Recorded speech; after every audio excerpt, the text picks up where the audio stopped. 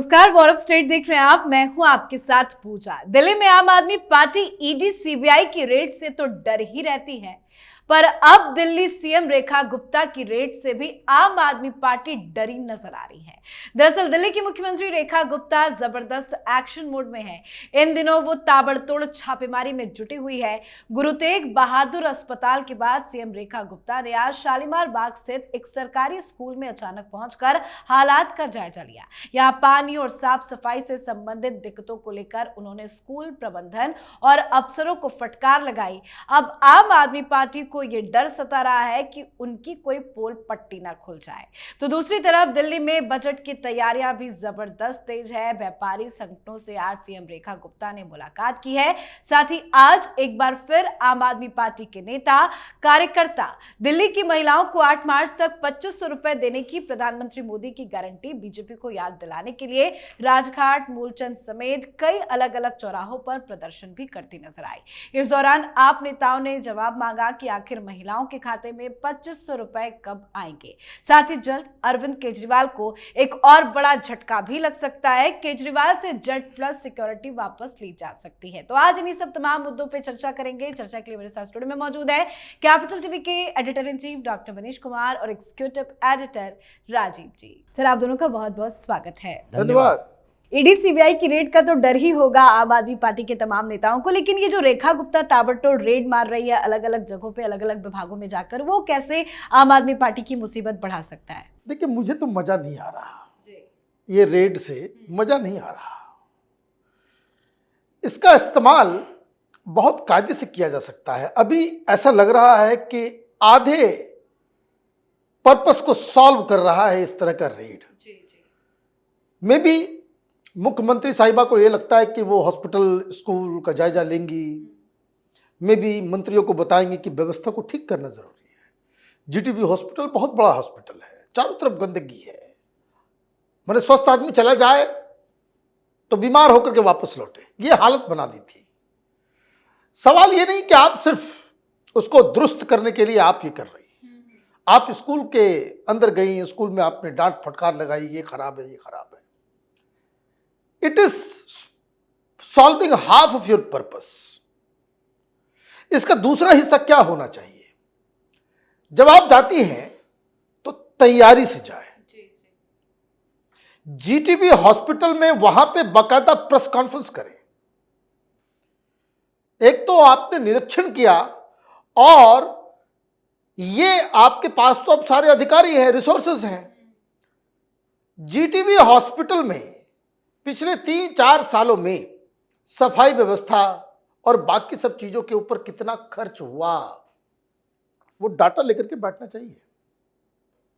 आप उस स्कूल में जाएं जहां पे क्लासरूम के नाम पे घोटाला किया गया, आंकड़े लेकर के जाएं कि ये देखिए, ये स्कूल में मैं आई हूं, अरविंद केजरीवाल ने और ये शिक्षा क्रांति के जनक मिस्टर मनीष सिसोदिया, तिहाड़ी रिटर्न लोग, इन लोगों ने इतने रुपए खर्च किए और ये इसकी व्यवस्था है, ये इसकी हालत है। ये मत भूलिए, प्रोपेगेंडा में आप अरविंद केजरीवाल को पीछे नहीं कर सकती।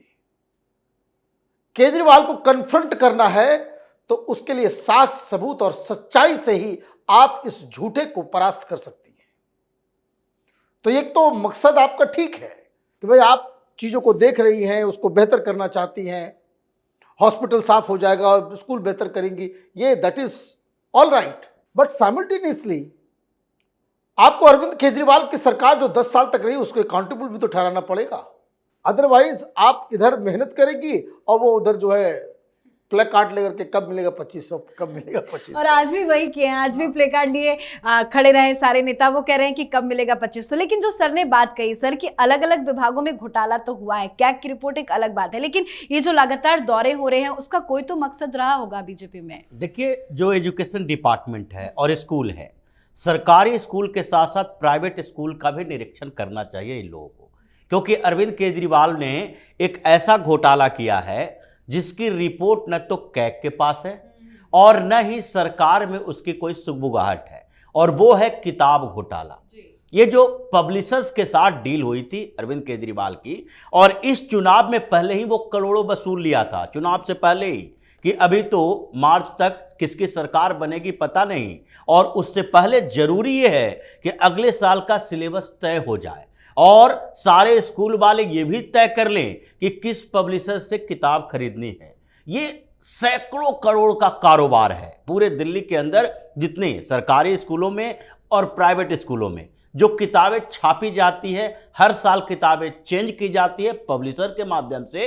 इस पे एक बड़ा घोटाला अरविंद केजरीवाल के चेलों ने किया है और उसका सरकार के पास कोई रिकॉर्ड नहीं है। इसकी जांच होनी चाहिए। देखते हैं कब तक ये रिपोर्ट सामने आती है। इन लोगों को अभी इन्वेस्टिगेशन की तरफ ध्यान देना चाहिए, क्योंकि ये स्कूलों के तरफ से ही कुछ ऐसे लोग हैं जो इसकी जानकारी देते हैं कि कैसे अरविंद केजरीवाल ने पहले ही मीटिंग की थी और उसके बाद बताया था कि अगले नेक्स्ट साल के लिए जो सत्र आएगा और उस सत्र के लिए एग्जाम से पहले ही ये तैयार कर लो कि किन किन पब्लिशर्स को कितनी कितनी किताबें लेनी है, कौन कौन स्कूलों से कौन से पब्लिशर डील करेंगे। और ये कारोबार इसका सालों से चल रहा था, लेकिन इस बीच जब लगने लगा कि दिल्ली में असेंबली इलेक्शन अरविंद केजरीवाल हारेगा, तो कुछ इनके ही लोगों ने आगे बात करनी शुरू कर दी और उसके बाद ये जानकारी अब सामने आ रही है। लेकिन हर डिपार्टमेंट में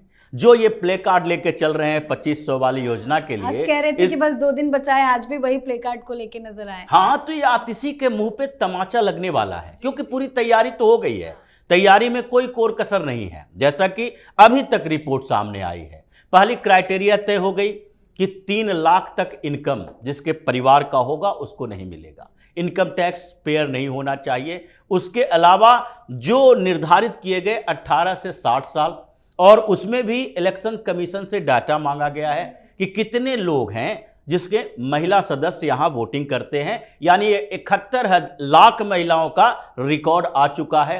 उसके बाद यह तय किया गया है कि 60 साल से ज्यादा कितने हैं, पोर्टल बना लिया गया है, उसमें ऐसा अपडेशन की व्यवस्था है कि जैसे ही आप अपने उम्र के साथ नाम रखेंगे उसके बाद उसमें आप फॉर्म नहीं भर सकते, रिजेक्ट हो जाएंगे अगर उस क्राइटेरिया को फुलफिल नहीं करते हैं। इसके अलावा इनकम टैक्स डिपार्टमेंट से बात की गई है कि आप भी दिल्ली में टैक्स पेयर की कितनी संख्या है, कौन कौन लोग कितना टैक्स देते हैं, उसके बारे में डिटेल रिपोर्ट हमें दीजिए। फिर पीडीएस डिपार्टमेंट से कहा गया है कि जितने राशन कार्ड होल्डर हैं, जितने भी राशन कार्ड ले रहे हैं, ताकि सरकार को यह पता चल जाए कि कितने लोग बीपीएल सूची में आते हैं। तो ये सारी कवायद पूरी कर ली गई है। लेकिन 8 मार्च की जो योजना है, छत्रसाल स्टेडियम तैयार बैठा हुआ है, वहां सारे मिनिस्टर जाएंगे, हो सकता है पीएम मोदी भी जाएं क्योंकि इन्होंने ही गारंटी दी थी, और वहां 8 मार्च को अनाउंस किया जाएगा, लॉन्च किया जाएगा योजना।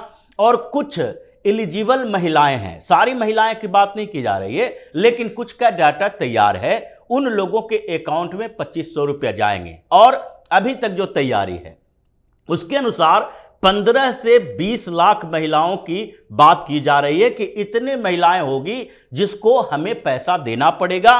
बजट लगभग 500 करोड़ का है, और 500 करोड़ यानी 1 महीने का, तो साल के 6000 करोड़ का बजट है। उसे कैसे लाया जाएगा, मैनेज किया जाएगा, इन सब चीज की भी तैयारी की जा रही है। तो ये अरविंद केजरीवाल और आतिशी मार्लेना की परेशानी नहीं है, वो जितना भी चीखते चिल्लाते रहें, ये डाटा तो सारा तैयार हो चुका है और कुछ काम तो इन लोगों ने भी कर दिया था। बिल्कुल, मतलब डेटा तैयार है, पूरी तैयारी, पूरा प्रोसेस सब कुछ हो चुका है। 8 मार्च को बड़ा तमाचा लगने वाला है। देखिए, बिल्कुल लगेगा। और सबसे बड़ी चिंता का विषय क्या है कि आप इसको फ्रीबीज भी नहीं कह सकते, आप ये सोशल वेलफेयर स्कीम में आ जाएगा। केजरीवाल की तरह नहीं कि आपने भेड़िया धसान हिसाब से जो है सारी महिलाएं, टैक्स देने वाली भी, 80 लाख सालाना कमाने वाली भी, जिसकी सैलरी लाख लाख रुपए है उसको भी, और गरीब महिलाओं को भी आपने बसपुरी कर दिया।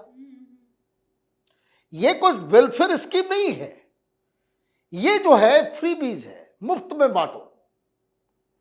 भाई आप देखिए, बहुत सारे लोगों को आपने कह दिया कि भाई बिजली फ्री। क्या किया लोगों ने, जिनको घर था 4-4 फ्लोर का, हर फ्लोर पे अलग अलग मीटर लगा दिया। आपने फ्रीबीज नहीं दिया, आपने चोरी करना सिखा दिया, चोरी करना सिखा दिया। वही हाल आपने पानी के मीटर के साथ किया, हर फ्लोर पे लगा दिया, अब चोरी करो। मतलब आप किस तरीके से समाज को आप किस ओर लेकर के जाना चाहते हैं। अब ये प्रधानमंत्री ने क्या किया, बीजेपी वालों ने क्या किया कि भाई जो लोग टैक्स दे रहे हैं, जो अमीर हैं, जिनको जरूरत वाकई नहीं है, जिनको 2 दिन में टैक्सी का भाड़ा है उसको 2500 रुपए दे देते हैं, उनको क्या जरूरत है 2500, वो लेके क्या करेंगे। तो दिक्कत कहां हो रही है, ये दरअसल ये योजना ऐसी बन गई है जिसमें साफ साफ दिख रहा है कि जो केजरीवाल के जो हार्डकोर वोटर्स हैं उसके हाथ में पहुंचेगा। ये झुग्गी झोपड़ी पूर्वांचली परिवार जो किसी तरीके से सब्सिस्टेंस लेवल पे जी रहे हैं, दिल्ली में मेहनतकश लोग हैं, उन परिवारों को मिलेगा। और यही तो केजरीवाल का मुख्य वोट बैंक हुआ करता था। तो आप तो मतलब गए ही, माने टेक्निकल तौर पे आप सवाल भी नहीं खड़े कर सकोगे, और जो आपका वोट बैंक है उसके जरिए इस स्कीम के जरिए जो है उसको साध लिया। लेकिन देने के बाद अब ये सवाल खड़े होंगे कि भाई हमने तो कर दिया, पंजाब में आपकी बारी, आप क्यों नहीं कर रहे हैं? पंजाब में कुछ नहीं कर पाएगा, पंजाब में वहां पे सत्ता परिवर्तन होगा। जी सर, ये जो सिक्योरिटी को लेकर इतनी हलचल मची हुई है, क्या फंसेंगे केजरीवाल?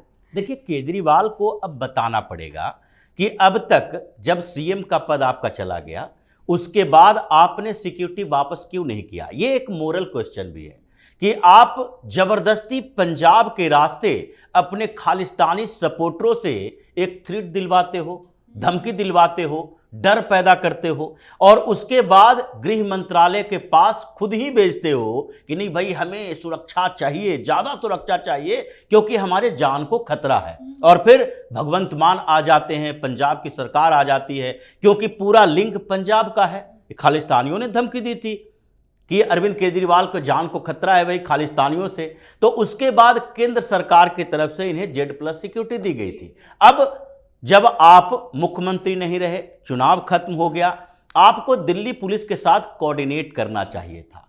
दिल्ली पुलिस के साथ आपने कोऑर्डिनेट नहीं किया, इसी के कारण वो जो Z+ सिक्योरिटी और Z कैटेगरी की सिक्योरिटी पहले इसको दिल्ली पुलिस से इन लोगों को मिलती थी, तो उस सिक्योरिटी में उन लोगों को कंफ्यूजन हो गया कि हम लोग तो इसके साथ हैं, बैठे हैं कहां, क्या कर रहे हैं, कोई पूछने वाला नहीं है। इसलिए सबसे पहले लेटर लिखा गया पुलिस हेडक्वार्टर को कि हमें यह बताइए कि हम कितना दिन तक कंफ्यूज रहेंगे, क्या हमारी सिक्योरिटी में जितने लोग हैं वो कंटिन्यूअस अरविंद केजरीवाल के साथ काम करेंगे या फिर विड्रॉ कर लें, हम अपने अपने ड्यूटी पर चले जाएं। लेकिन अरविंद केजरीवाल, सबसे महत्वपूर्ण बात उसके लिए है कि इस पर चुप्पी साधे हुए है कि नहीं, हमें जो मिल रहा है उसका उपभोग करते रहो। आप दूसरे के मकान में रह रहे हो, राज्यसभा सांसद के घर पे रह रहे हो, राज्यसभा सांसद के घर पर उसकी अपनी सिक्योरिटी है, मकान बंगले की सिक्योरिटी होती है, फिर आप एक और सिक्योरिटी केंद्र सरकार से ले रहे हो, दिल्ली पुलिस से अलग से सिक्योरिटी ले रहे हो।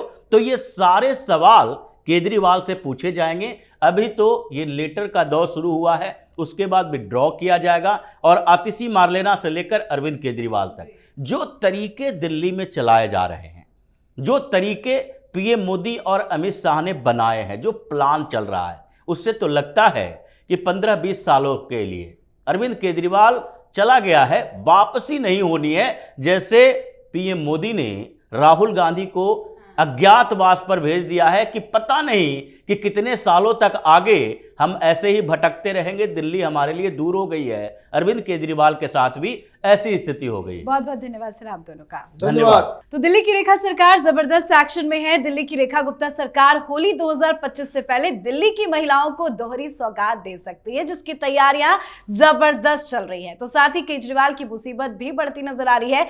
सुरक्षा कम बहुत जल्द किया जा सकता है। गृह मंत्रालय ने केजरीवाल को Z+ सुरक्षा कवर प्रदान किया था, पर सीएम पद से इस्तीफा देने के बाद भी दिल्ली पुलिस ने उन्हें Z श्रेणी की सुरक्षा प्रदान की थी, लेकिन इसे और कम करने की बात कही जा रही है, जिस पर जल्द फैसला भी लिया जाएगा। तो आपकी क्या कुछ राय है, कमेंट करके लिखें। देखते रहिए कैपिटल टीवी। नमस्कार।